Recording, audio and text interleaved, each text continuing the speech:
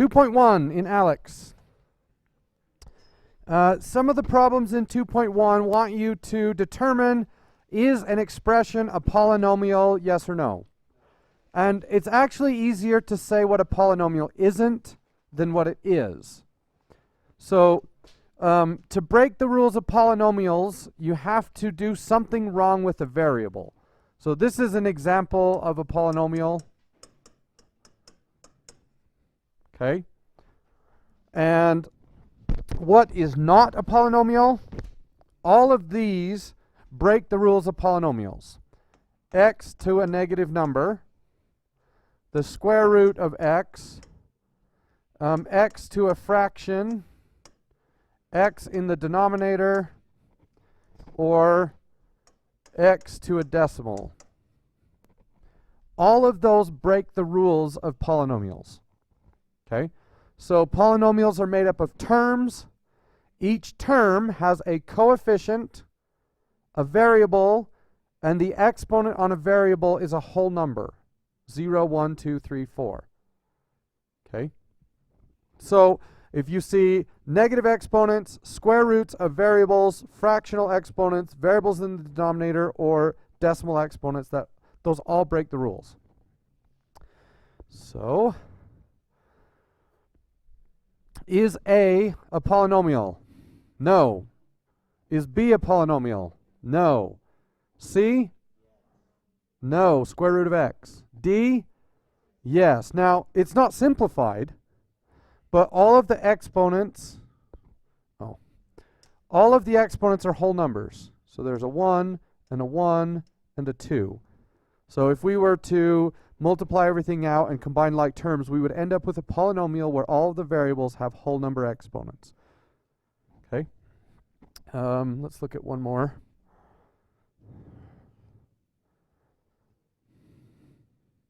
Maybe. Here we go. Is A a polynomial? Yes. B? Yes. What are the variables? Well, they're actually there. So this one is 5x to the 0, and you could also have something like 0x squared. So a constant is a polynomial, which is weird, but it's true. What about C? No. D? Yes. You guys get the hang of what a polynomial is and isn't? Okay. Then we'll have problems like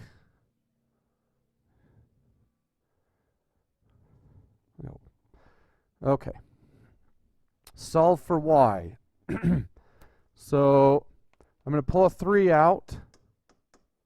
That's a y. And this one factors into y plus 6 and y minus 5. So this has 3 roots. Y equals -1, -6, and 5. Okay? Everybody all right with that? I did that really fast. I'm sorry. Okay. So, what about number 3? What are the zeros? This one is 0. This one is not plus or minus 6. It's actually 2 copies of 6. Good question. So a double root is actually a bounce. So this graph, if I were to condense it all and plug it into my calculator, it would actually look like this. It hits at 0 and at 4 and at 6. It's going to go straight through 0, bounce off of 4, and bounce off of 6. Which makes sense if you view it this way. Give me a different color. Oh, it's behind me. So that parabola has 2 roots, and it always has 2 roots. So up here, the roots are imaginary, and down here they're both negative, but there is this one spot right there where those 2 roots converge to a single point. So anytime you have a duplicate root, it's represented by a bounce on the x-axis. And that's actually what we're going to study in this chapter, is how does a polynomial equation relate to its graphical version. Okay. Do you need to list them twice? My guess is no. My guess is 0, 6, and 4 will work. But if it doesn't work, then put them in as duplicates. I'm not sure what the question's going to end up doing. This is no good. Hide that over there. Okay. All right, so these problems are basically the same. List each 0 of the function according to its multiplicity. Multiplicity is how many times each root appears. So in this one, I have x equals 6, and it has a multiplicity of 1, meaning it only happens once. And then this one, x equals -9, and it has a multiplicity of 2. -9, sorry. Does that make sense? So we're going to be dealing with polynomials that are larger than quadratics, and roots are going to start to happen 2 or 3 or 4 or 5 times. And a root that happens 2 times looks different than a root that happens 3 times. Okay, so we're just going to practice stating the root and then stating its multiplicity. And then what's the other root? X equals 0. Does it have a multiplicity of 2? Yeah, you could bounce off 0. But the 8 does not affect the multiplicity, but the fact that it is x to the second, which the graph of x squared looks like this, doesn't it? It's just a bounce at 0. That's the most basic parabola we can make. Okay. And then number 5.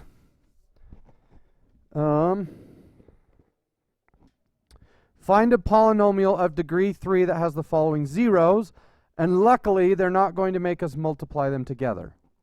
So the polynomial is x minus 1, x plus 4, and x.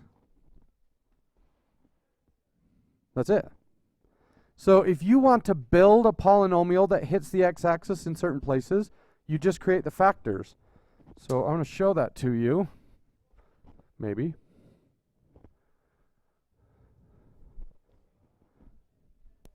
Let's bring this over here. Now you'll be able to see it a little bit better. So x minus 1, x plus 4, and, just x. Oh, I'm in my stat mode. There it is. Now I can change the height of this. So if I went here and I times the whole thing by 4, now it's going to be 4 times as tall. If I want to smash it vertically, I could times it by something smaller than 1, like 0.25. See that? Now if I put a duplicate root in there, like, let's duplicate the -4. So I want to put an x plus 4. Now I have a multiplicity of 2. Now it bounces at -4. And you can do this to build a function that looks like anything you want. And we do this all the time in mathematics. I don't. I mean, we don't do it in high school. But most real-world situations that we're trying to model, they don't fit any nice sort of equation, right? They go up and down in weird places, and the actual formula can be really complicated. So that makes calculating things really complicated, especially in calculus. If you're trying to perform calculus on a complicated equation, it can be very difficult, or a lot of times it's flat out impossible to do. So what we do instead is we build an equation using polynomials, using roots.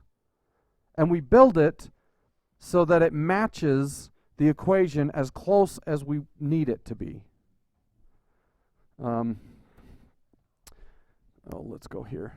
So let's say that, for instance, the cars you drive are they're fuel injected.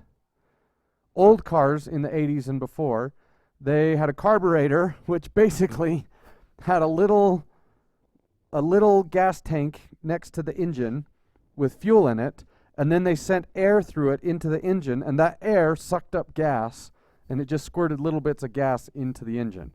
And they're really easy to make, but they don't work very well because everything is affected: temperature, humidity, air pressure, all of those things mess with it. So now our cars are much more efficient when we have fuel injection, which the air comes into the engine and it monitors how much air is coming in. It monitors what the temperature is. It monitors how fast the engine is spinning. It monitors how much air is leaving, how much of the fuel got burned. And it uses all of this information and plugs it into this nasty equation. And then that equation tells the fuel injectors how much fuel to spray in the engine, 100 times a second. It's super fast. So that equation is really complicated. And the graph might look something like this. I don't know, I'm just making it up. Right?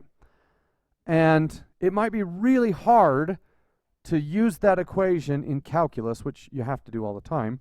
So what we do is build a polynomial. So I could build an x to the third polynomial that looked like this. Does that map what I need it to do very well? It's close, and maybe for a lawnmower that would be good enough, but for your car you would want it to be better. So if I had 3 roots and it looked like that, I could add some more roots and I could make it look better. So let's get rid of the first one. Let's get rid of that one. That equation is better, right? But it's not perfect. So I can just keep adding roots until it is so close to the actual equation that I can't tell the difference.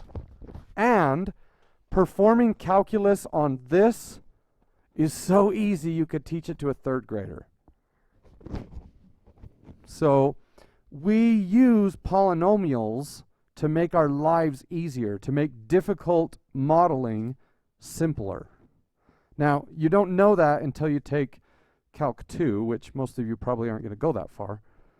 But that's what we're doing here. We need to learn how to build polynomials to match what we need them to look like. Okay, so let me show you one more. So let's say I wanted to put a duplicate root at 0. So I go in here and I do another multiply by x. And let's say I want to smash it down more. So instead of 0.25, let's do 0.05. And then you can just sit and play with it and adapt the graph as needed. Does that make sense? Not that you're going to do that, but that's where we're headed. So for this assignment, let's get rid of this. And let's do this. So for this assignment, you need to know, is it a polynomial or not? How do you factor and find all of the possible roots? And then how do you find the multiplicity of the roots? And then how do you create a polynomial if you know what the zeros are? We good? Yes, I can do another multiplicity one. So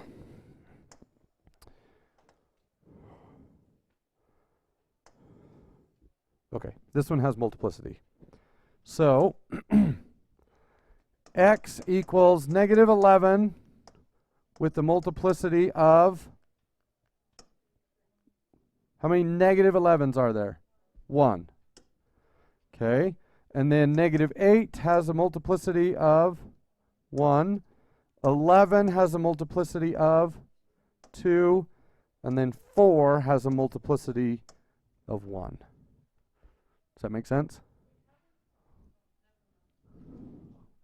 So this is a single, a single, a double, a single. Does that make sense? And I'm not sure what the interface is going to look like.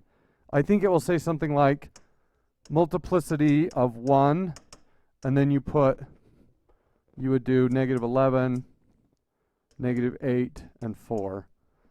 And then you'll have another one that says multiplicity of 2, and you would put 11. I think that's what it looks like.